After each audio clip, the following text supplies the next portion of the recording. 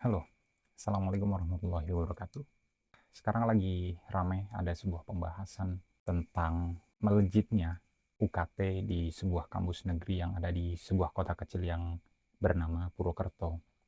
Ini adalah suara dari putra asli yang ada di lingkungan Ring 1 Universitas Jenderal Sudirman.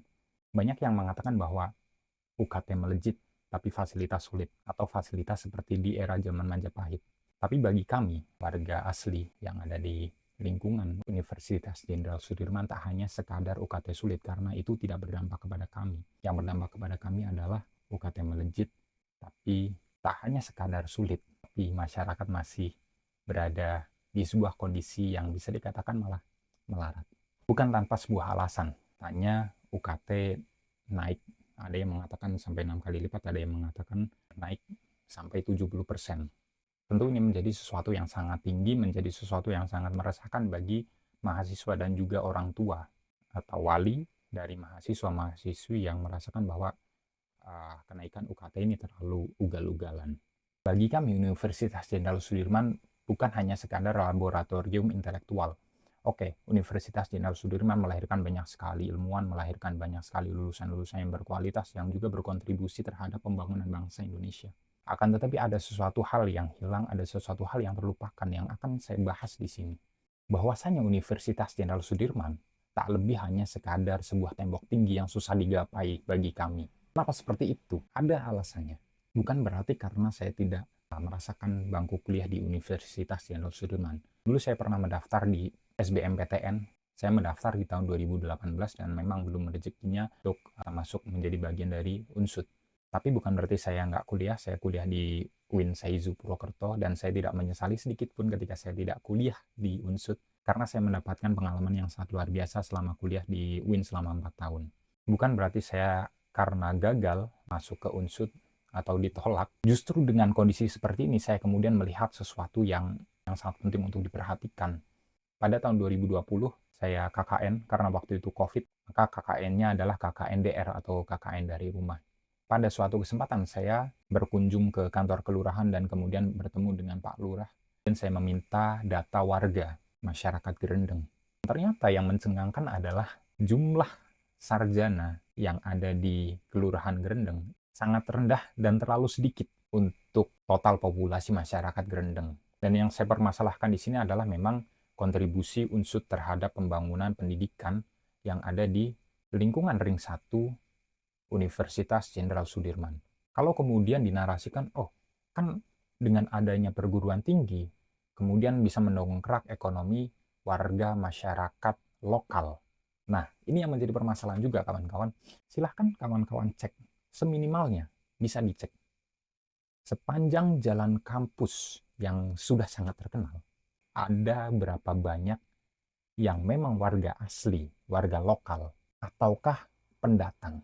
Dan perlu teman-teman ketahui semuanya bahwasanya persaingan ekonomi, persaingan UMKM yang ada di sekitaran Grendeng, Karangwangkal, dan sekitarnya itu sangat berat.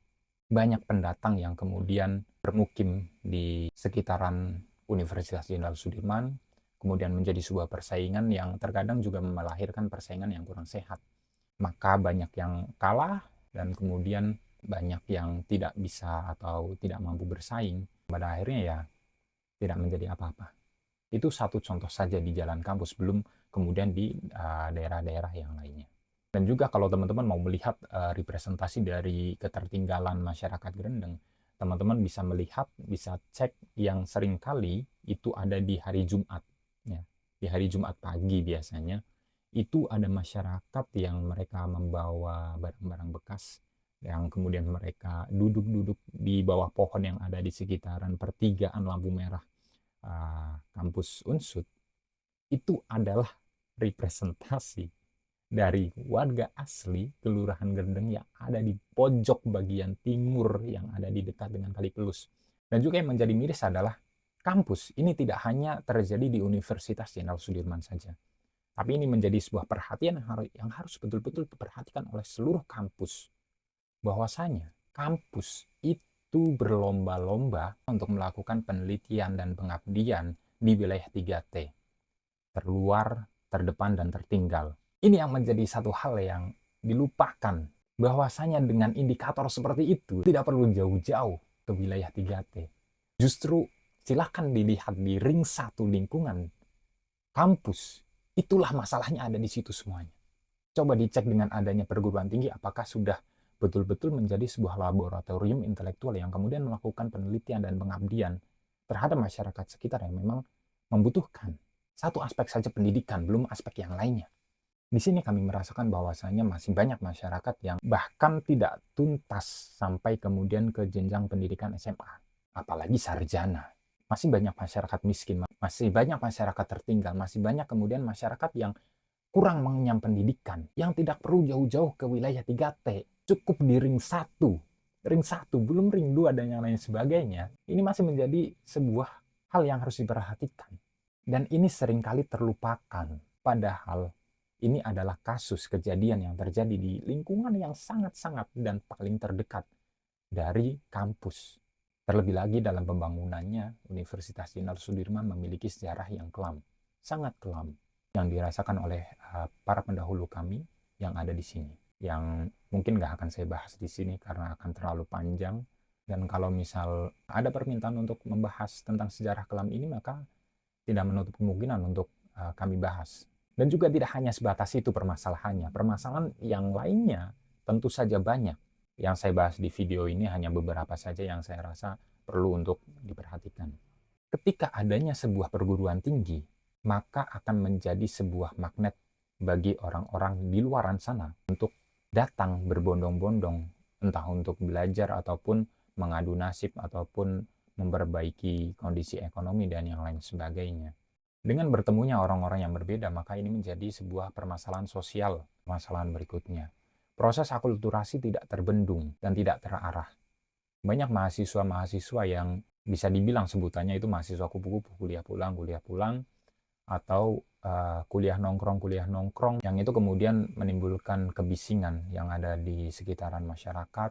Yang lebih parah dari itu, ya, sudah mulai marak pergaulan bebas, kemudian ada beredarnya obat-obatan terlarang dan yang lain sebagainya. Ini menjadi satu hal yang sangat miris yang dirasakan sangat berbahaya untuk beberapa tahun ke depan bagi masyarakat yang ada di sini. Dengan hadirnya mahasiswi yang ada di sini tidak hanya menambah berkah bagi masyarakat yang memiliki kos-kosan ataupun kontrakan, namun menimbulkan masalah-masalah yang tadi saya sebutkan. Jadi itu adalah beberapa masalah dari sekian banyak masalah yang lainnya. Tidak hanya sekadar UKT elit fasilitas sulit seperti zaman Majapahit, tapi bagi kami warga asli yang ada di sini yang tidak merasakan dampak dari adanya Universitas Jenderal Sudirman dalam membangun pendidikan yang ada di sekitaran lingkungan kami, itulah masalah-masalah yang muncul. Masih banyak tugas, masih banyak PR yang harus diselesaikan. Dan harapan kami, perguruan tinggi tidak hanya sebatas laboratorium intelektual yang setiap tahunnya melahirkan ribuan sarjana, ribuan master, dan juga doktor yang hanya menjadi sebuah formalitas gelar akademik. Akan tetapi pertanggungjawaban di balik itu yang menjadi penting. Dan seharusnya dengan adanya hal tersebut dapat menjawab permasalahan-permasalahan yang ada di sekitaran lingkungan ring 1 sebuah perguruan tinggi. Itu yang bisa dibahas pada kesempatan kali ini, yang mungkin akan ada pembahasan-pembahasan yang lainnya. Saya mitra kritis pemerintah. Tetap berpikir dan berbahagia. Assalamualaikum warahmatullahi wabarakatuh.